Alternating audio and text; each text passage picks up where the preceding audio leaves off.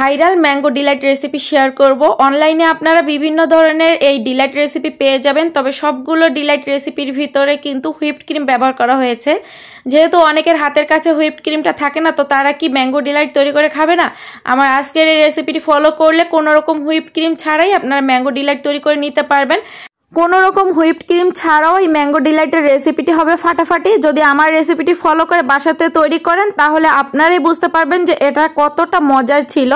তো এখানে আমি বেশ কতগুলো পাউরুটি কেটে নিয়েছি, আর পাউরুটির সাইডের যে অংশটা আছে এটা ফেলে না দিয়ে এটাকে দিয়ে কিন্তু আপনারা ব্রেড ক্রাম্ব তৈরি করে নিতে পারবেন।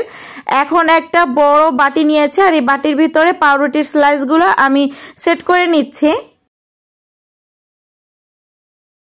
ম্যাঙ্গো ডিলাইট ডেকোরেশনের জন্য এখানে আমি আম কেটে নিচ্ছি, আর আমগুলো একটা নাইফ দিয়ে এভাবে ছোট ছোট টুকরো করে কেটে নিচ্ছি। এতে করে ডেকোরেশন করলে দেখতে খুবই সুন্দর লাগবে।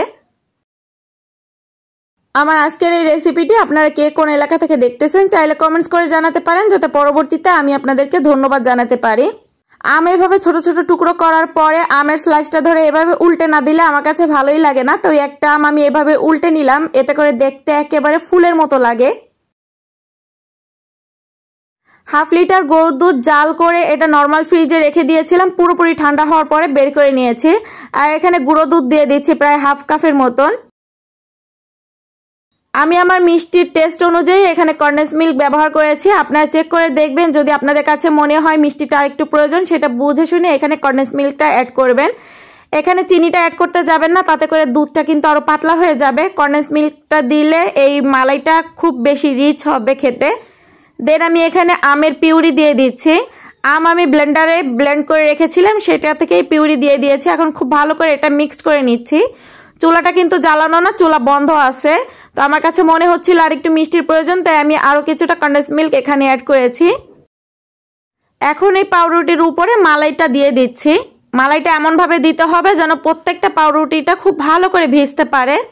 আর এই যে গত পর্বে আমি আপনাদের সাথে ম্যাঙ্গো আইসক্রিমের রেসিপি শেয়ার করেছিলাম, আর এই ম্যাঙ্গো আইসক্রিম দিয়েই আমি আজকে ম্যাঙ্গো ডিলাইট রেসিপিটি আপনাদের সাথে শেয়ার করতেছি। যারা যারা এখনও ম্যাঙ্গো আইসক্রিমের রেসিপিটি দেখেন নাই তারা চাইলে চেক আউট করে নিতে পারেন, আমার পেজে অলরেডি দেওয়া আছে। এই ম্যাঙ্গো আইসক্রিমটাও কিন্তু আমি কোনো রকম হুইপ ক্রিম ছাড়াই তৈরি করেছি, আর এটা খেতেও খুব বেশি মজার হয়েছিল। উপর থেকে আরও এক লেয়ার পাউরুটি এভাবে বিছিয়ে দিচ্ছি। দেন তৈরি করে রাখা সেই মালাইটা আবারও দিয়ে দিচ্ছি। খেয়াল রাখতে হবে যাতে মালাইটা সম্পূর্ণ পাউরুটিতে খুব ভালোভাবে লেগে থাকে। এখন উপর থেকে আবারও আমি আইসক্রিম দিয়ে দিচ্ছি। সম্পূর্ণ আইসক্রিম দিয়ে দেওয়ার পরে উপর থেকে আবারও আমি এখন দিয়ে দিচ্ছি ম্যাঙ্গো পিউরি। আমি যে রেশিওতে এখানে ম্যাঙ্গো ডিলাইটটা বানিয়েছি, এতে করে আমার ফ্যামিলির 4 জনের খুব ভালোভাবে এটা হয়ে গিয়েছে। দেখতে আকর্ষণীয় হওয়ার জন্য উপর থেকে আমি বেশ কিছুটা পাউডার মিল্ক দিয়ে দিচ্ছি, এতে করে দেখতেও সুন্দর লাগবে আর খেতেও খুব বেশি রিচ হবে। উপর থেকে আগে থেকে কেটে রাখা সেই ছোট ছোট টুকরো করে রাখা আমগুলো দিয়ে দিচ্ছি। এখন দিয়ে দিচ্ছি কিছুটা কনডেন্স মিল্ক আর আগে থেকে তৈরি করে রাখা আমের পিউরি। দেন চামচ দিয়ে এভাবে একটু দাগ কেটে নিচ্ছি যাতে করে একটা ডিজাইন ক্রিয়েট হয়।